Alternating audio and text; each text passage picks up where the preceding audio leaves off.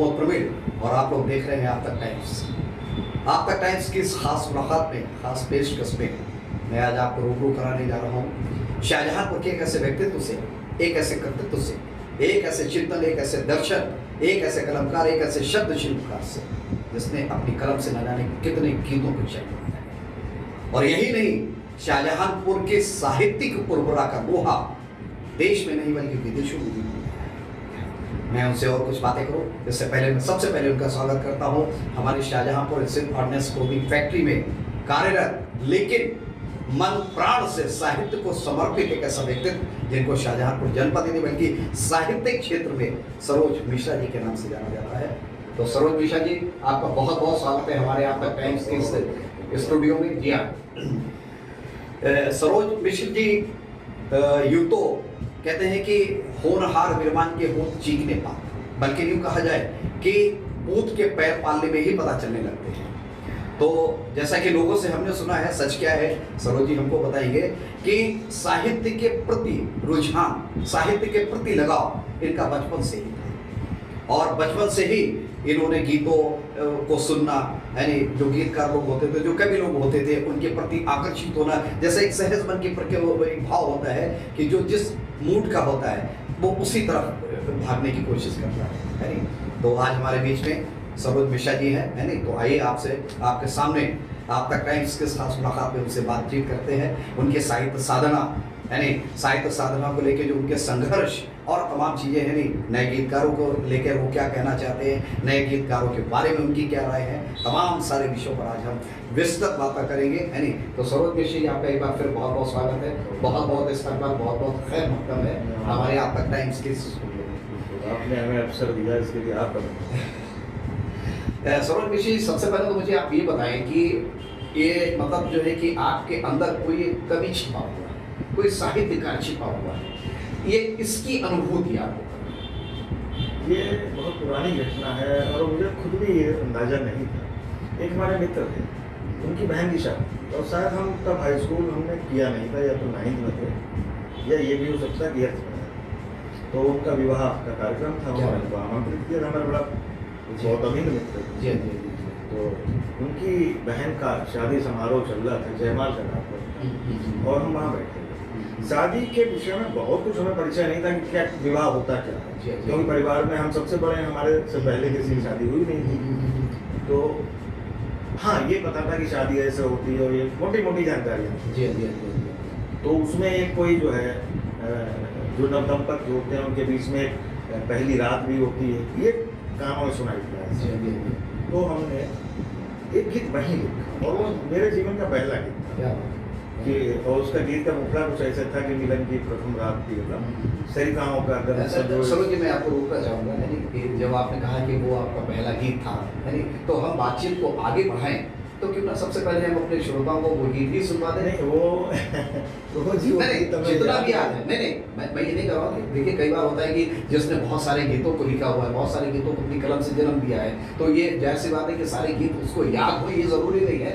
जितना भी याद है मैं चाहूँगा कि मतलब हमें उसका मुखड़ा नहीं, ठीक है, वो ऐसे था कि सरिताओं का दर्द संजोए सागर मिला होता, और नहीं हमको याद नहीं है उसका मुखड़ा, उसकी टेक थी कि मिलन की प्रथम रात। चलिए ठीक है, बातचीत को आगे बढ़ाते हैं। जी हाँ, नहीं बाकी जब याद आ जाएगा तो हम चाहेंगे कि दर्शक, नहीं, हमें ये आइडिया नहीं था कि आप उस गीत पे चर्चा करोगे, वरना हम उस गीत को याद करके आते। चलिए, कोई बात नहीं है, नहीं कोई ऐसा नहीं कि आप तक टाइम्स में एक ही बात है, नहीं मैं तो चाहूँगा कि आप आगे भी जब आपको मौका मिले और अभी मतलब जो आपको बीच बीच में गाए वगैरह कष्ट देते रहेंगे, क्योंकि देखिए एक बहुत बड़ी चीज़ होती है कि हमारे अंदर एक गीतकार छिपा हुआ है, अच्छी कलमकार है, ये एक अलग बात है, लेकिन हमने जो लिखा है, जिस चीज़ का सृजन किया है, वो लोगों तक भी पहुँचे, यानी क्योंकि जब लोगों तक पहुँचेगा तभी कहते हैं कि किताबी ज्ञान से ही हम बहुत कुछ अपने आप को विकसित और आगे बढ़ा पाते हैं। ना जाने कितने गीतकार, नवोदित गीतकार पुराने गीतकारों को देख के लिखना सीखे हैं। तो हर साहित्यकार के मन में यह भाव होता है कि उसने जो कुछ भी लिखा है वो लोगों तक पहुंचे, है नहीं। तो इस आशा से हम आपको आगे भी बुलाएंगे। जी हाँ, तो बात अपने लोगों की हो रही थी, कब आपको ये महसूस हुआ कि आपके अंदर कोई? बस वो पहला दिन था कि जब हमें ये महसूस हुआ कि हम कविता कर सकते हैं, कविता लिख सकते हैं। जी हाँ। तो उसके बाद फिर लिखते रहे धीरे धीरे, और फिर प्रयास गंभीर होने लगे।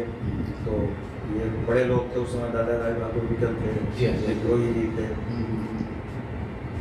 हरिओम शुक्लोमी थे, और अपने कमल भाई साहब, जयनक मोहन ज्ञान, सुशील दीक्षित, इन लोगों से परिचय हुआ थे।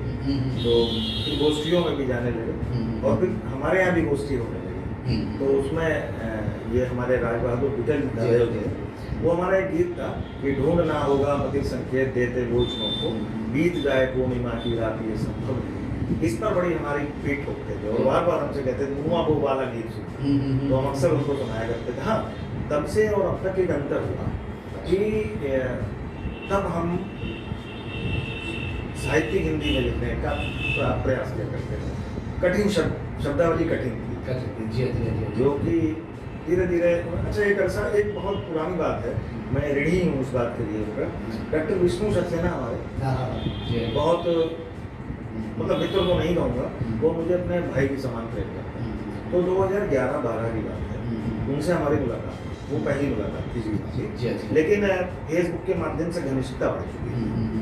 तो हमने उनको गीत सुनाए कुछ, तो उन्होंने कहा हमसे कि जरूर जो गीत हमें समझ में आ जाए वो बहुत अच्छे नहीं, गीत वो अच्छे हैं जो एक सामान्य आदमी को भी समझ में आ जाए, एक साहित्यकार को भी समझ में आ जाए। बिल्कुल सही। उसके बाद से हमने अपने लेखन में समझौता तो नहीं कहूँगा, सुधार किया। उस समय मुझे समझौता लगा था, मुझे लगता था कि हम हिंदी के छात्र हैं, हिंदी के व्यक्ति हैं, हम उर्दू का प्रयोग क्यों करें अपने गीतों में। लेकिन वो धीरे धीरे हमें लगा कि ये एक कमजोरी है हमारा, इस तरह से सोचना कि उर्दू का हम प्रयोग नहीं कर सकते हैं, ये कमजोरी है। क्योंकि उर्दू हमारे जीवन में इस तरह से बिल्कुल हमको ये बहुत बार पता ही नहीं होता कि ये उर्दू के शब्द हैं, और हो सकता है कि हमारी और आपकी जो जनरेशन है वो इस बात को आइडेंटिफाई कर पाए कि ये शब्द उर्दू का है।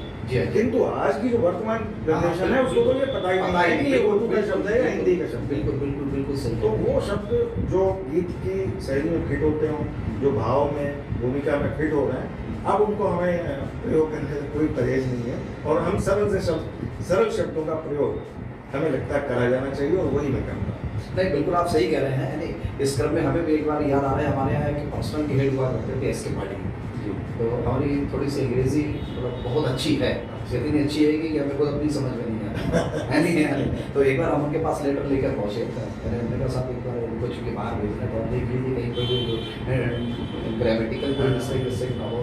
तो उन्होंने बहुत अच्छी बात कही कि देखिए पढ़िए, हमने लेटर में क्या लिखा है ये माने नहीं करता, माने ये करता है कि जिसको हम दे रहे हैं उसको क्या समझ में आ रहा है। अगर उसको समझ में आ रहा है तो व्याकरण के लिए कोई गलती हुई है तो वो बिल्कुल सही। ठीक इसी बात को राज कपूर साहब ने, जिसमें 89 की बात करूँ मैं, मुंबई का एक लेक्चर उन्होंने दिया था, उन्होंने बहुत अच्छी बात कही थी कि मंच पर आपने क्या किया ये महत्वपूर्ण नहीं है, महत्वपूर्ण ये है कि देखने वाले को क्या महसूस हुआ, क्या उसने दिया।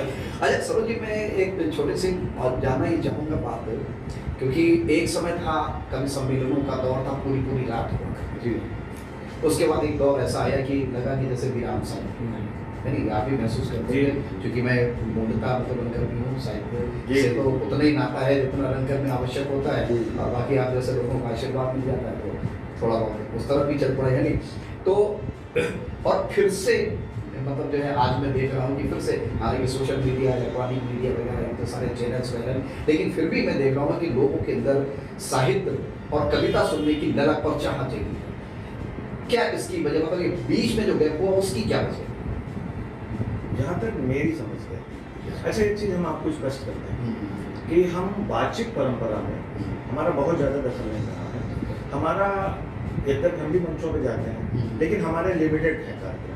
हम साल भर में 25-30 कार्यक्रम से ज़्यादा में जा नहीं पाते हैं। कुछ हमारी मजबूरियाँ हैं, और कुछ ये भी है कि हम बहुत समझौते नहीं करते हैं, क्योंकि ईश्वर की कृपा से हमारे पास नौकरी है। हाँ, परिवार का बोझ है, अभी कच्चा परिवार है, तो हमको उनको भी समय देना पड़ता है, इसलिए हम बहुत ज़्यादा कई सम्मेलनों को समय नहीं देता, और हमें बहुत ज़्यादा प्रिय है जहाँ पर हमारे मन की टीम होती है वहीं पर जाते। सबसे बड़ी समस्या ये हुई कि बीच में एक संक्रमण का, विशेषकर गीत की स्थिति बहुत अच्छी हुई, गीत की स्थिति बीच में डावाडोल हुई, और जब कवि सम्मेलन अर्थवादी होने की कगार पे, तो या तो ये एक योजनाबद्ध ढंग से काम किया गया कि कार्यक्रमों को सीमित कर दो जिससे कि हमको अर्थ की ज़्यादा प्राप्ति हो, अथवा कुछ सामाजिक दुर्योग रहा हो, ये स्पष्ट तो नहीं बता पाएंगे, लेकिन मुझे लगता है कि अर्थवाद के कारण उस समय कार्यक्रमों की सीमा, कार्यक्रमों की जो गिनती थी वो थोड़ी सी कम थी। अरे एक चीज़ और, हम आज जिस मीडिया के साथ में जी रहे हैं, विशेषकर सोशल मीडिया, उस समय नहीं था, तो बहुत सी घटनाएं ऐसे भी घटती थी, बहुत से कार्यक्रम ऐसे भी होते थे जो हम तक पहुंच भी नहीं पाते। हमको ये हमको शाहजहांपुर के आसपास जो हो गए कार्यक्रम वो तो हमें पता है, लेकिन हमें मुंबई में क्या हो रहा है ये नहीं पता, इटावा में क्या हो रहा है हमें नहीं पता, लखनऊ में क्या हो रहा है ये नहीं पता। तो कार्यक्रम तो निश्चित रूप से चलते रहे होंगे, क्योंकि और उस समय बड़े नामचीन लोग थे और उस समय और चीज़ें थी भी नहीं, या तो सिनेमा था या फिर देना। तो हमें लगता है कि शायद हमारे पास तक चीज़ें आ नहीं पाती। बिल्कुल बिल्कुल बिल्कुल, मुझे भी लगता है कि शायद नहीं मिलेगी। अच्छा, जब से आपने गीत लिखना शुरू किया है, मतलब ये साहित्य इसमें आपने प्रवेश किया, उस वक्त के मतलब जो बहुत से ऐसे नाम होंगे जिन्होंने कहीं ना कहीं आपको प्रभावित किया होगा, जो प्रेरणा उनके बारे में कुछ कहना चाहेंगे? हम हमारी सबसे पहले बड़े नाम थे जो उस समय देश का बड़ा नाम था, सबसे पहली मुलाकात हुई थी किशन सरोज से। उस समय हम लिखने लगे थे, तो ऑर्डिनेंस फैक्ट्री में हमारे फादर भी सर्विस करते हैं, अब हम भी वहाँ हैं, तो वहाँ का रामलीला जो होता है उसमें उसके बाद कल सम्मेलन होता है, तो 53-54 वर्षों से परंपरा चलती है। हम भी अपने पिताजी के साथ जाया करते थे, तो किशन सरोज जी से हमारी मुलाकात हुई। आज वो हमारे बीच में नहीं है, हम उस घटना को याद नहीं करना चाहते थे, लेकिन आपने ऐसा कहा तो बात याद आ गई। थोड़ा सा गड़बड़ भी वहाँ पर हुआ था कुछ उनके सम्मान को लेकर, तो हमारे हमको पहला जो हमारे ऊपर मन का प्रभाव था वो किशन सरोज जी का, कि कांटे विदे गुलाब धागे विदे गुलाब हमारे पास नाम बनी यदि आंचल का, ऐसे उनका एक गीत था, तो वो सबसे पहला गीत।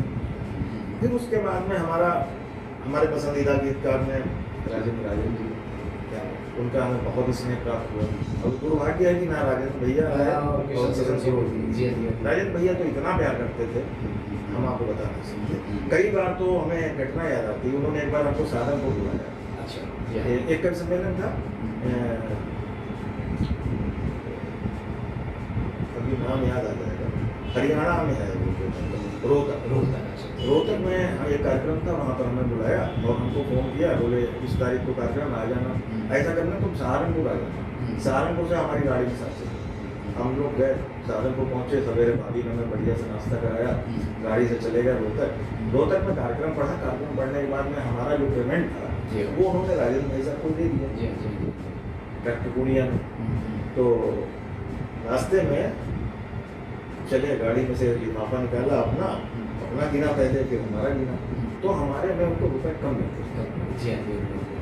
यद्यपि हमारे रुपए कम ही होना चाहिए, उनके पारिश्रमिक के हिसाब से तो हमारे बहुत कम होने चाहिए, वो कितना बड़ा नाम उनका, लेकिन उनको लगा कि इसको पैसे कम है। और मुझे आज तक बहुत पीड़ा है क्योंकि अब मैं ये उन्हें नहीं कह सकता हूँ। तो प्रमोद जी उन्होंने 7,000 रुपये दिए। अच्छा, डॉक्टर पूनिया ने हमारे नाम पे 7,000 रुपये दिए, तो उनको लगा ये कम है, उन्होंने अपने लिफाफे में से 5,000 रुपये निकाले। अच्छा, और पहले तो वो हमको 7,000 दिए, फिर बोले यार वो लगता हमको भूल गया तुम्हारे पैसे, हमने तो उसको इतने बोले थे, ये ऐसा करो सरोज ये तुम 5,000 रुपये रखो, और हम जब दोबारा जाएंगे वो तक तब उससे ले लेंगे। और हमको लगता है वो हमसे झूठ बोले थे। बिल्कुल बिल्कुल बिल्कुल, उनको ये लगा कि ये शाहजहांपुर से आया, ये पैसे कम है, 3-4 हज़ार उसके किराए में खर्च हो गए, तो इतने अच्छे, तो निश्चित रूप से उनकी कमी बहुत खलती है। अच्छा, ये आपने जिक्र किया जैसे, और वर्तमान में डॉक्टर राजीव राज हैं, हमें मौलिक गीतकार लगते हैं। गजेंद्र भी मौलिकता के बहुत मौलिक है, यद्यपि वो अपने कार्यक्रमों में हंसी मजाक का भी माहौल बनाते हैं, लेकिन मौलिक गीतकार, मन से गीतकार। प्रमोद दादा बहुत शानदार गीतकार थे, बहुत मतलब जवाब नहीं, ये बड़े मौलिक नाम। और गीतों में अगर जरा सा भी लगता है ना कि ये मेहनत से लिखा गया है, बिल्कुल सही, तो फिर गीत में वो मेहनत की महक आने लगती है। अच्छा, गीत का क्या, गीत में हाँ विशेषकर प्रेम गीत, प्रेम गीत में पराग की खुशबू आनी चाहिए, ना कि पसीने की। पसीने की खुशबू से फिर गीत नहीं बनेगा, वो फिर कुछ और हो जाता है। गीत में आनी चाहिए खुशबू, फूल की आनी चाहिए, चंदन की आनी चाहिए, ये सब आनी चाहिए।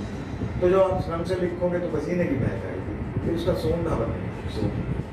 अच्छा ये अर्थ की वजह से समझौते हो हाँ, तो सरोज जी ये तो सब बातें हुई इधर उधर की, नहीं अब हम आपको उस तरफ ले चलना चाह रहे हैं, नहीं जिस वजह से आज हम इस स्टूडियो में आपको बुलाया है, और जो हमारे श्रोता लोग हैं, जो हमारे दर्शक लोग हैं, जो आपको देख रहे हैं, जो मतलब जो आपके अंदर जो कवि है, रचनाकार है, कलमकार है, शब्द शिल्पकार है, उसने जो अपनी कलम से लिखा है उसको सुनना चाह रहे हैं। हाँ, तो नहीं तो ये तो आपके सारे अच्छे हैं, इसमें तो कोई दो राय है नहीं, लेकिन फिर भी हम चाहेंगे कि मतलब जो हमारे श्रोताओं हम प्रारंभ करते हैं उस गीत से, जो गीत जिसने हमको बहुत पसंद थी। क्या जी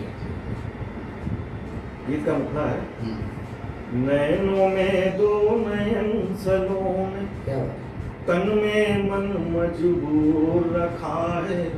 मेरे का गीत है, जी नायक नायिका दोनों अलग है। नायक और इस गीत की एक विशेषता है, हमारे जितना भी साहित्य का क्षेत्र है, साहित्य के क्षेत्र में 3-4 शाश्वत दूत बताए गए।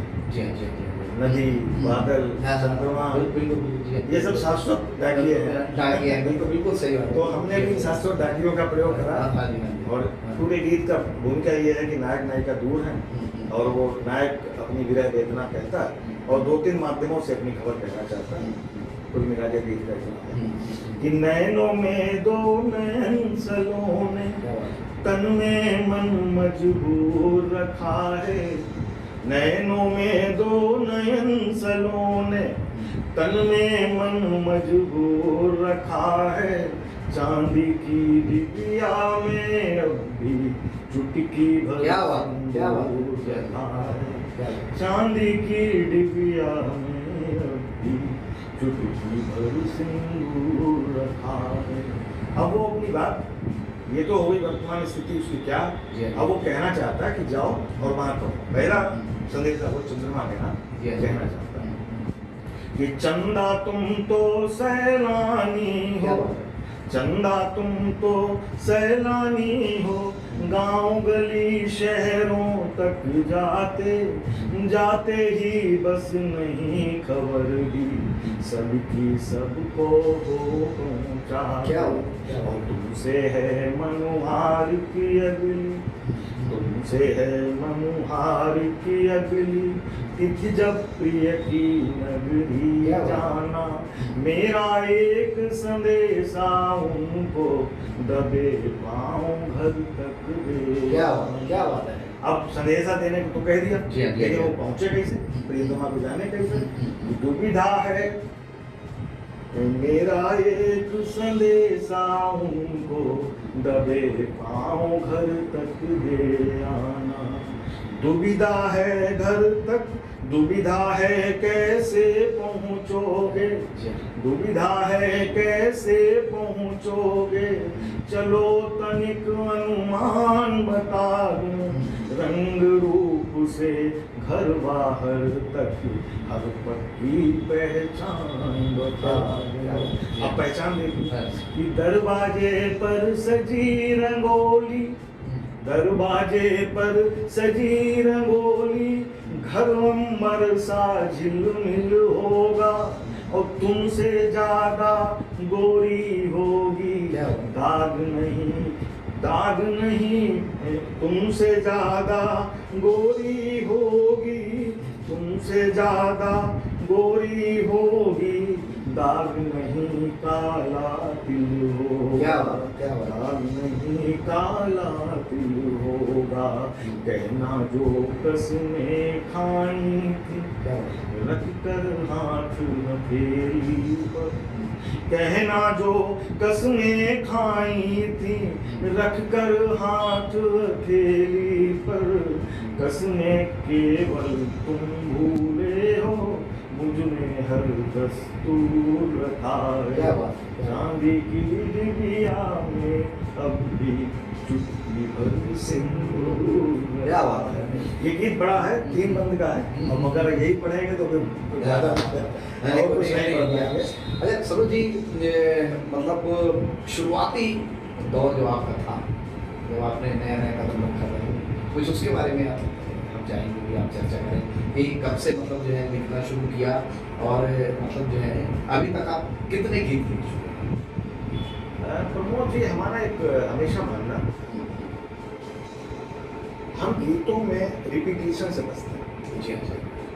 मेरी कोशिश रहती, कभी आप मेरे गीत पढ़िएगा तो या तो बहुत आवश्यक हो, गीत की थीम ही हो, जैसे आंसू, अब आंसू पे लिखना है तो आंसू का भिन्न भिन्न भिन्न भिन्न आयाम लिखना हो, तो आंसू मेरी पंक्तियों में कई में आ सकता है। लेकिन अगर मैंने गीत में, वहाँ पर ऐसी कोई शाब्दिक मजबूरी नहीं है, भाव की कोई मजबूरी नहीं है, तो मैं रिपीटिशन से शब्दों से बचना।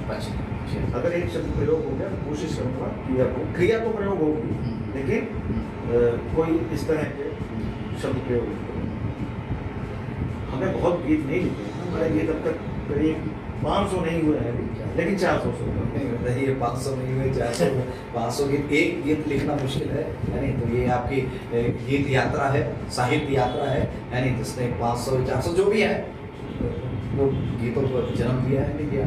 अच्छा, प्रेम के अतिरिक्त भी मतलब जो है और जो चीज़ें हैं जैसे पॉलिटिक्स और ये सब चीज़ें, क्या उन पर भी कुछ लिखा है गीत? देखिए, कोई भी साहित्यकार होता है, कोई भी साहित्य का छात्र है, तो उसको सारे विषय प्रभावित करते हैं। प्रेम उसकी अपनी पीड़ा होती है, लेकिन जब लिखने का शौक आ जाता है और लिखने की का मन बन जाता है, तो चीज़ें तो बहुत सी ऐसी हैं समाज में जो प्रेरित और प्रभावित करती है। राजनीति पर भी लिखा है, सामाजिक संदर्भों में भी लिखा है, दुनियादारी पर भी लिखा है, व्यक्तिगत पीड़ा पर भी लिखा है, और बहन पर भी लिखा है, एक रिश्तों पर भी लिखा है, बहन पर भी, एक परिवार के लिए भी लिखा है। नहीं, एक सेकंड, मतलब ज़्यादा उलझ जाएगा, है नहीं। तो सबसे पहले आपने जिक्र किया कि बहन पर भी आपने गीत लिखा। हाँ, तो मैं चाहूँगा, है नहीं, क्योंकि बहनों के बिना भाइयों की कढ़ाई नहीं अधूरी है, बल्कि माँ और बाप के आंगन भी शून्य है। तो मैं चाहूँगा कि सबसे पहले बहन का पर्व आने वाला है। हाँ जी, हाँ जी, हाँ जी। तो मैं चाहूँगा कि वो गीत हमारे जितने भी श्रोता में जो बहनें हैं उनके लिए वो गीत हो। एक ऐसी परिस्थिति बनती है, एक ऐसी बहन की परिस्थिति लिखी है कि उसके पिता खत्म हो जाते हैं, तो वो अपने भाई से गुहार करती है राखी के पर्व को लेकर। वो कहती है, तो जो उसके मन का जो भाव है, उसके मन में जो चित्र बना, वो एक कहने का प्रयास किया, एक बंद और मुकरा सुना। जी जी जी।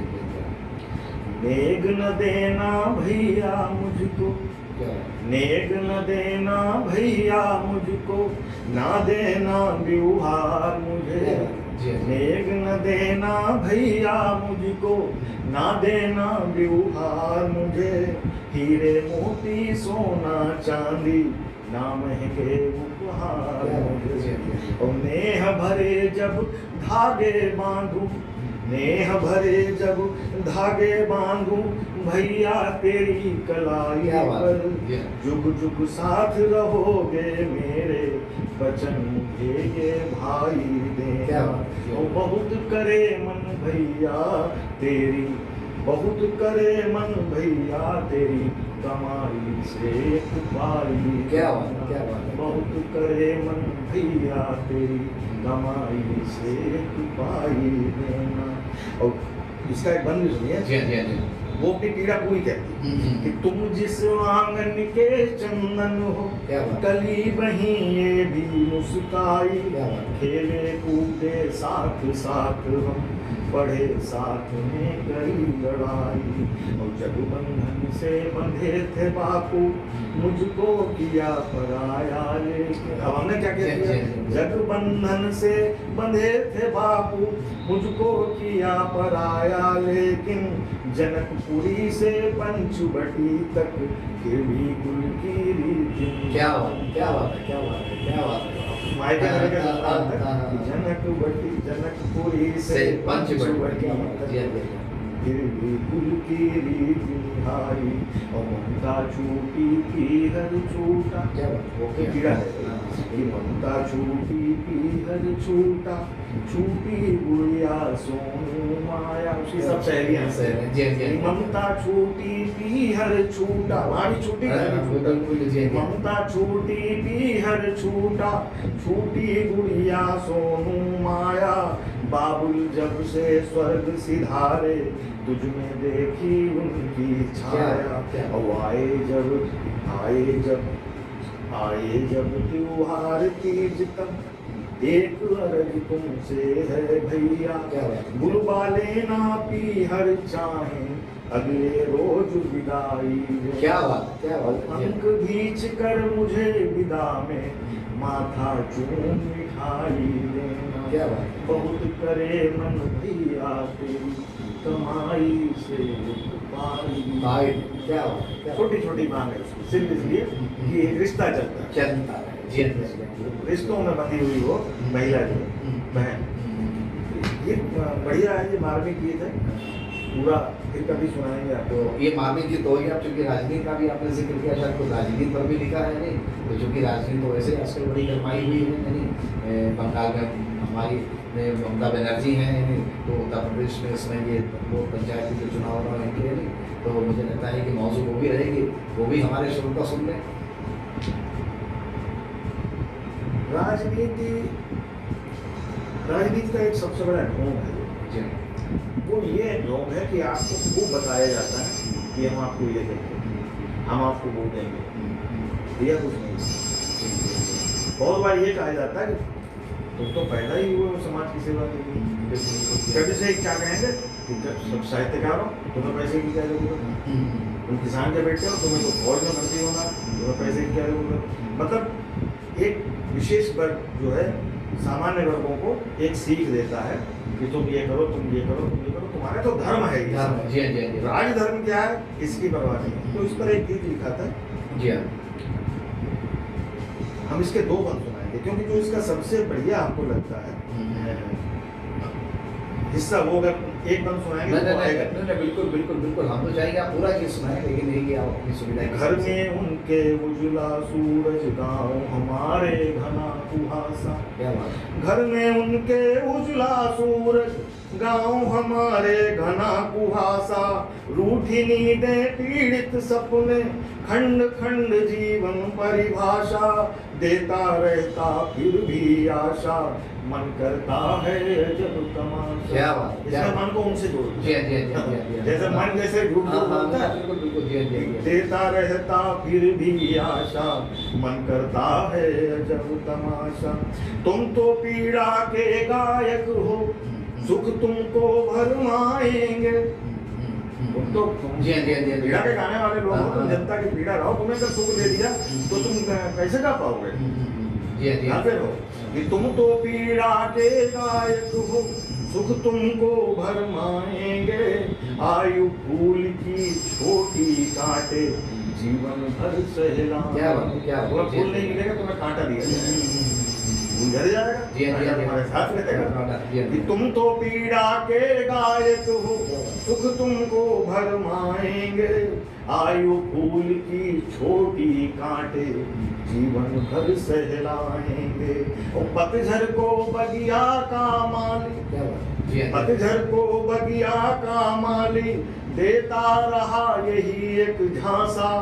ना यह बोला ना वह समझा, गूंगी इच्छाओं की भाषा। देता रहता फिर भी आशा, मन करता है जब तमाशा। क्या बात है, क्या बात है। अब इसका बंद बहुत अच्छा है। एक माह में 4 व्रतों का, क्या बात। एक माह में 4 व्रतों का, प्रजा हेतु आदेश लिखा। एक माह में 4 व्रतों का, प्रजा हेतु आदेश लिखा। उन्हें नियम से छूट है जिनके, आगे व्यक्ति विशेष। क्या बात, क्या बात, क्या बात। उन्हें नियम से छूट है, क्या बात है। आगे व्यक्ति विशेष लिखा। और पत्थर का ये देव न जाने, कितना भूखा कितना प्यासा। रोज हमें देहरी तक जाना, रोज चढ़ाना दूध बतासा, क्या बात। और देता रहता फिर भी आशा, मन करता है क्या बात है, क्या बात है, क्या बात है। जी, जी। सामाजिक और राजनीतिक संगतियों का ये गीत है। नहीं नहीं, बहुत बढ़िया है ना किया। और निश्चित तौर पर जैसा कि सुना यानी कि अच्छे कलाकार हैं और उनकी दो रचनाओं ने जाहिर भी करती है कि वाकई वो अच्छे रचनाकार हैं जी। तो बहुत ही सुंदर गीत अभी आपने सुना है ना, जो राजनीति के ऊपर हमारे सरोज जी ने लिखा हुआ था। सरोज जी, जैसा कि आप देख रहे हैं कि आज मतलब जो है नवोदित गीतकारों की, नवोदित कवियों की भी एक मतलब बड़ी संख्या है और अच्छा भी लिख रहे हैं, सभी के अच्छा नहीं लिख रहे हैं, लेकिन बहुत से लोग ऐसा भी लिख रहे हैं जो समझ में नहीं आ रहा है। तो क्या ये नवोदित कलाकारों गीतकारों के लिए आप क्या कहना चाहेंगे? अच्छा प्रमोद जी, हम आपकी बात के उत्तर में उससे पहले मैं एक बात कहना जी हाँ, बिल्कुल सवाल है।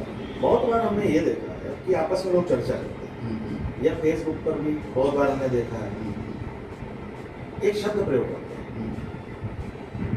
लिखते हैं बेकार गीत या बेकार कविता, जी जी या बुरी कविता। इस मामले में हमारा मत अलग था। कविता कविता है, बुरी नहीं हो सकती, सामान्य हो सकती, अति सामान्य हो सकती, जी, जी। विशिष्ट हो सकती, बिल्कुल, बहुत अच्छी हो सकती, बिल्कुल। अद्भुत हो सकती जी, है। जी। लेकिन हमारा सबसे पहले तो आग्रह उन लोगों से है कि जो कविता को बेकार करते हैं। अच्छा, उस ठीक है, उस बच्चे को शिल्प नहीं पता है, या उस व्यक्ति को शिल्प नहीं पता है, उसके पास भाव है लेकिन उसके पास में उचित शब्द नहीं है, उसका उतना पढ़ाई नहीं है या उतना अभ्यास नहीं है, तो क्या हम उसकी कविता को बेकार कहेंगे? कविता बेकार नहीं होती। अच्छा, अगर कविता उसने तो मेहनत की, निश्चित जी हाँ, जी हाँ, उसने वो अपनी बात संप्रेषित नहीं कर पाए या उचित सटीक शब्द का प्रयोग नहीं कर जी, पाए, जी। तो बेकार तो नहीं हो सकती। शब्द कैसे बेकार हो सकता है? शब्द तो नाद है, बिल्कुल बिल्कुल सही है, बिल्कुल सही है, जी, जी। अक्षर कहाँ मरता है? तो मेरे शब्द बेकार कैसे हो सकता है? हाँ, सामान्य हो सकता है। तो हम बहुत बार हमेशा यही लोगों से आग्रह करते हैं, भैया प्लीज बेकार मत है, बुरी मत है, ये कह दो सामान्य, अति सामान्य, बहुत सामान्य, बिल्कुल माइनस सामान्य है, लेकिन बुरी मत है। तो आपका प्रश्न ये था कि मैं लोगों को नवोदित जो कवि साहित्यकार, हमारा एक मानना है, आप सब्जी बनाते हैं, सब्जी में विशिष्ट चीजें पड़ती हैं, धनिया, जीरा, नमक। जी हाँ, जी हाँ। हम खीर बनाते हैं, खीर भी उसी गैस पे बनती, उसी चूल्हे पे बनती जिस पे सब्जी बनती, लेकिन खीर में हम दूध डालते हैं, इलायची डालते हैं, केसर डालते हैं, गुलाब जल डालते हैं। जी हाँ, जी हाँ। यही कविता है। कविता में विभिन्न विभिन्न रस हैं। अगर आप गीत लिखते हैं, हम हमारी कोई बहुत ज़्यादा शिक्षा नहीं है, 2-3 विषय से एमए जरूर किया है। और आप सुनिए, हम ताकि अभी हम हिंदी में एमए नहीं कर पाए हैं। अच्छा, अब हमने इस उम्र में हिंदी में एमए करने की ठानी है, बीबीएस हम पास हो चुके हैं कोरोना की मेहरबानी से। और हमारी तैयारी पूरी थी कि लोगों ने परीक्षा नहीं दी, रॉयल यूनिवर्सिटी ने, ये जाने इस बार भी हमारी तैयारी पूरी है, हम पढ़ाई कर रहे हैं खूब, क्योंकि हमारा मन डॉक्टरेट करने का है। अच्छा। हिंदी से, यद्यपि हमने पहले 3 विषयों में एमए कर रखा है, लेकिन हम हिंदी से चाहते थे कि हम पीएचडी करें। और क्योंकि नौकरी ने कभी परमिशन नहीं दी है, ऐसी व्यस्तताएं चलती रही परिवार और नौकरी की, अब लगता है कि कुछ फ्री है तो कर लेना चाहिए। तो अभी जो हम बात कर रहे थे सब्जी और खीर, जी हाँ, तो सब्जी के विशेष तत्व हैं, ऐसे खीर। बिल्कुल। अब बाकी सब रस पर हम चर्चा नहीं कर पाएंगे, ना बाकी सारी विधाओं पे कर पाएंगे, क्योंकि हमें इतना ज्ञान नहीं। हाँ, गीत की हमें मालूम है, विशिष्ट शब्दावली है, विशिष्ट शब्दावली। अगर गीत में आपको खुशबू का प्रयोग करना है, तो आपको चंदन का, गुलाब का, गुलमोहर का, इनकी खुशबू या इनके प्रतीक को लेना पड़ेगा। आप गोबर तो नहीं लिख सकते, बिल्कुल सही। जैसे प्रेम गीत में आप गोबर जैसी खुशबू तो नहीं लिख सकते। तो गीत की एक विशिष्ट शब्दावली है, उसकी गीत का एक माधुर्य है। तो मेरा नए लोगों को यही कहना है कि उस शब्दावली को पकड़िए। गीत में क्या चीज सोनापन देगी, गीत में क्या चीज महकेगी, जी हाँ, बिल्कुल सही बात। उस शब्द का प्रयोग। इमली कहते ही आप खाली खट्टा करो, तो खट्टा कहने से हो सकता है आपके जो स्वाद के तंतु हैं उन पर इतना प्रभाव नहीं पड़े, लेकिन आप जब भी हम कहें कि प्रमोद जी आज ने इमली खाई, तो आपके अंदर से कहीं अपने आप जीभ रस छोड़ देगी, हाँ बिल्कुल बिल्कुल सही बात है, मतलब और मुंह में एक खट्टा सा स्वाद स्वाद आ जाता है। स्वाद और हम ये कहते हैं कि कुछ खट्टी चीजें, तो कुछ खट्टी चीजों में आपके मन में वो चीज नहीं आएगी, मन वहां तक नहीं जाएगा। तो एक विशिष्ट शब्दावली है गीत की, उस शब्दावली को पकड़िए, उन शब्दों का प्रयोग करिए, आप देखिए गीत कैसे सहज गीत पानी पर बहने लगेगा। तो सरोज जी, ये तो बात हुई नवोदित गीतकारों के लिए, और बहुत ही अच्छी बातें आपने कही कि जायज़ बात है, जब सब्जी बनाएंगे तो हम सब्जी में मसाले, मिर्च, नमक वो डालेंगे, और जब हम खीर बनाएंगे तो जायज़ बात है उसमें मीठी चीज़ें डालेंगे या खुशबू से संबंधित चीज़ें डालेंगे। यानी ये जो क्या सवाल, आपने नए लोगों को तो संदेश दे दिया, आप किन से प्रभावित हैं? तो आपने नए लोगों को तो संदेश दे दिया है जी। अब ये मुझे बताइए कि आप किन लोगों से प्रभावित हैं? हाँ, ये बहुत अच्छा प्रश्न। जी हाँ, जी हाँ।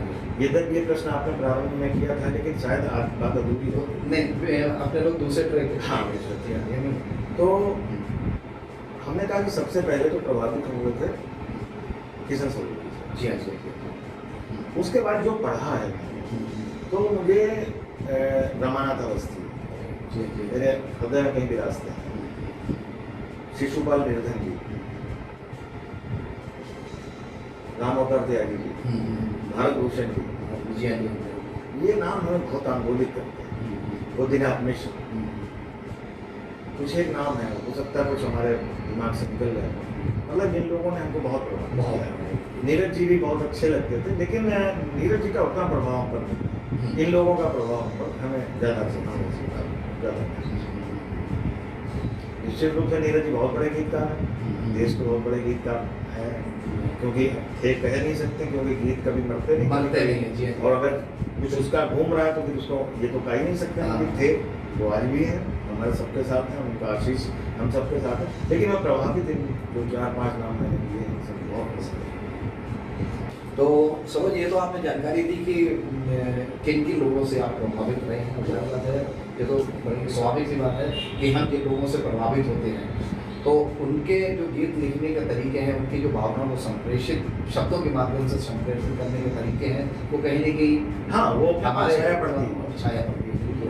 ये नवगीत और गीत, इनमें क्या फर्क है? मतलब जरा थोड़ा सा मैं जानकारी चाहूँगा। यहाँ तक नवगीत और गीत का कोई सिद्धांत किसी किताब में हमने नहीं पढ़ा। जी जी। हाँ, मुझे लगता है नवगीत और गीत में अंतर, गीत जो है वो उसके प्रतिमान, उसकी शब्दावली थोड़ा पीछे की है, या कह सकते हो आप देसी है। नवगीतों में नए प्रतीकों का प्रयोग होता है, जैसे गीत में किसी ऊंची चीज का प्रयोग करना है, तो उन्होंने लिख दिया अट्टारिका या अटारी। नवगीत में गीतकार अगर कुछ प्रयोग करता है तो वो चिमनी लिख देता है, घंटा कर लिख देता है। बिल्कुल सही बात कही। तो मोटा मोटा ऐसे परिभाषित करें तो ज्यादा बात। तो जहाँ पर नए प्रतीकों का वर्तमान समय के अनुसार जब प्रतीकों का प्रयोग किया जा रहा है, तो ये नवगीत है। जो पुराने जो गीत का एक विशिष्ट शैली है, उसमें जो चले आ रहा है, आप उनको गीत कह सकते हो, लेकिन हमको लगता नहीं है। बात वहाँ भी कही जा रही है, बात वहाँ भी कही जा रही है। सबसे बड़ी बात यह है कि संप्रेषित होनी चाहिए बात।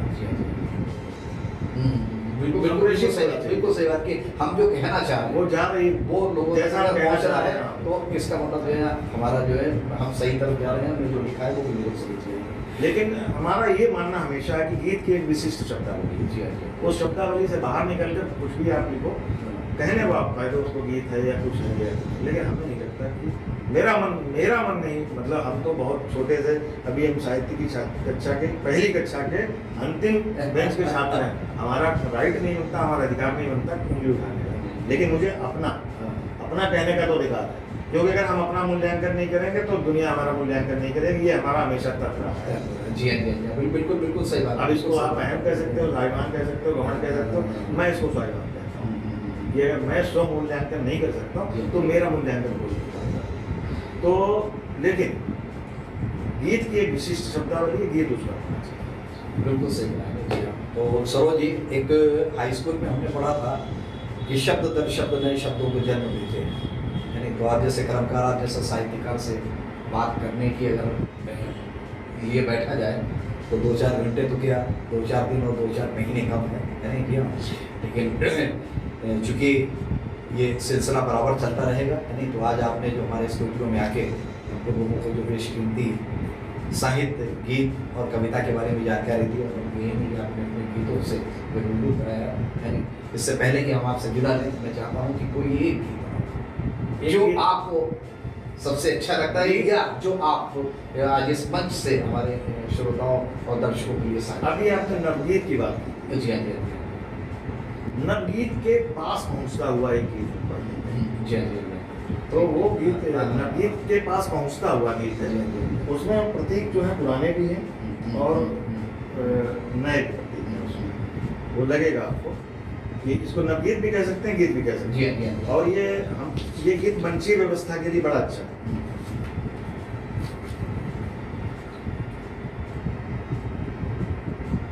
स्थिति वही है नायक और नायिका का, तनाव है, झगड़ा है या जो भी है या हो जाने का। तो नायक का एक कहना है नायिका से, 7 चिट्ठियां 70 चुम्बन। क्या नायिका जो है उसके पास से जाना चाहती है, वो उसको संदेश दे रहा है। 7 चिट्ठियां 70 चुम्बन, तुम पर अब तक चढ़े उधार। क्या 7 चिट्ठियां 70 चुम्बन, तुम पर मेरे चढ़े उधार। पहले इनको लौटा जाओ, फिर जाओ अपने संसार। क्या नए अपने संसार। 7 चिट्ठियां 70 चुम्बन, तुम पर मेरे चढ़े उधार। पहले इनको लौटा जाओ, फिर जाना अपने संसार। और लेन देन की बातें तुमको आज तनिक चुभ जाएंगी।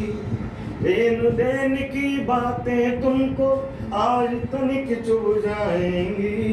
सच को लेकिन सुन पाए तो नजरें ये झुक जाएंगी। क्या बात। अच्छा, इस गीत की एक विशेषता हम वो पहले से क्लियर कर देते हैं तो समझ सुनने में आनंद आएगा। इस गीत में हमने 3 बंद लिखे और तीनों बंद में एक ऐसा रूपक लिया है जो हमारी भारतवर्ष की फिल्मों से संबंधित। अच्छा। और वो तीनों फिल्में बड़ा हिट हुई। अच्छा, हाँ, बहुत। तो उन तीनों गीतों का एक आपको उदाहरण मिलेगा कि लेन देन की बातें तुमको आज तनिक चुभ जाएंगी। सच को लेकिन सुन पाए तो नजरें ये झुक जाएंगी। अच्छा छोड़ो ये बतलाओ, कैसे मन को मोड़ लिया। अच्छा छोड़ो ये बतलाओ, कैसे मन को मोड़ लिया। कथा बसंती बीरू की थी, गब्बर कैसे जोड़ लिया। कथा बसंती बीरू की थी, गब्बर कैसे जोड़ लिया। और नाम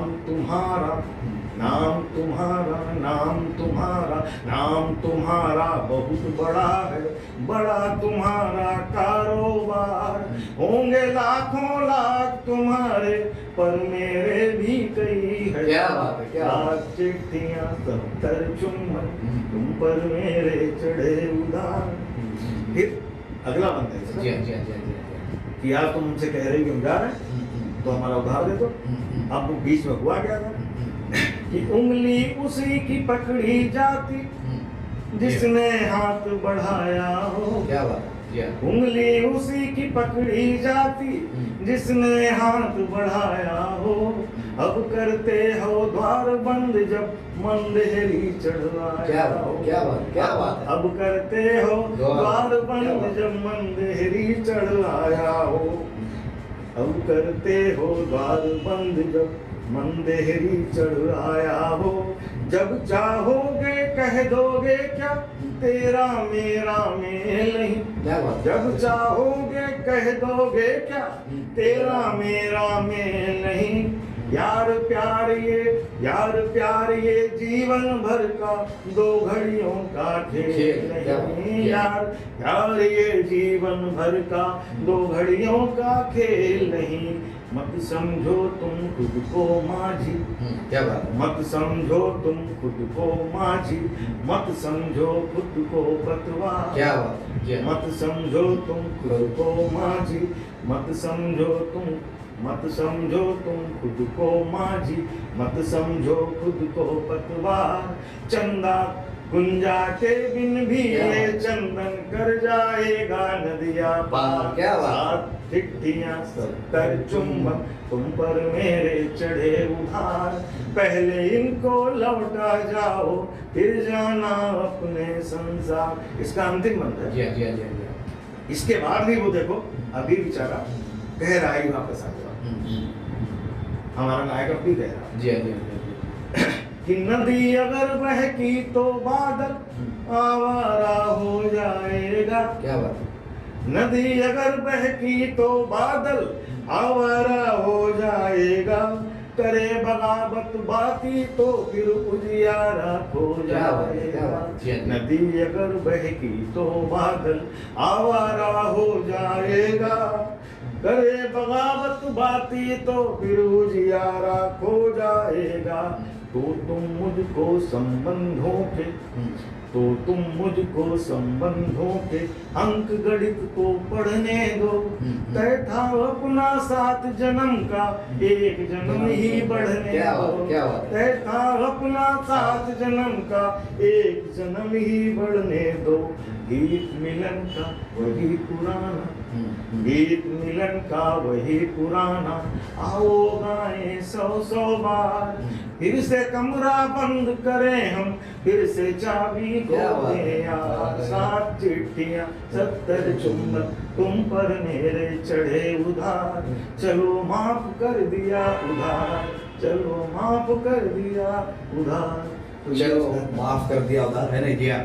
और इसी के साथ मैं आप तक टाइम्स की इस खास पेशकश की तरफ से इमरान सैफी, जेबा परवीन और दानिश सैफी के साथ साथ अपने बड़े भाई सरोज मिश्री का बहुत बहुत शुक्रिया, बहुत बहुत धन्यवाद देता हूँ कि उन्होंने कीमती वक्त निकाल कर आज हमारे इस खास एपिसोड के माध्यम से हमारे आप तक टाइम्स के श्रोताओं और दर्शकों को साहित्य के बिल्कुल मोहल्ले में नहीं बल्कि बिल्कुल करीब लाकर जो अपनी बातें उनसे साझा की, अपने गीतों को उनसे साझा किया है। जी हाँ, और आप लोग ये भी देखते रहिए आप तक टाइम्स। बहुत बहुत शुक्रिया, बहुत बहुत